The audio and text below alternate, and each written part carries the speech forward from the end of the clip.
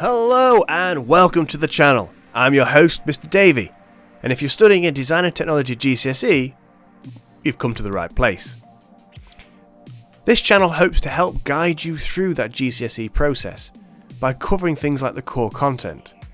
We'll look at in these tutorials things like mechanical advantage, calculating the area of waste material. We'll also guide you and teach you about things like smart materials, life cycle assessments, renewable energy sources. We'll also specialise in the paper and boards content, and if you're studying timbers, we've got you back. We're going to cover content with that as well.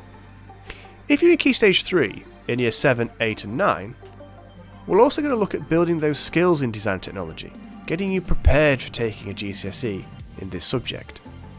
We'll look at building those skills in design, specialising in things like one-point perspective, isometric drawing, exploded diagrams, and some computer-aided design work.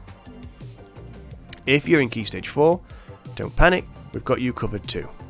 We're going to have specialised exam-style theory preparation, where we'll look at helping you work out specialist exam-style questions. So from me, your host, Mr. Davey, welcome to the channel. Hit that notifications bell, and don't forget to subscribe.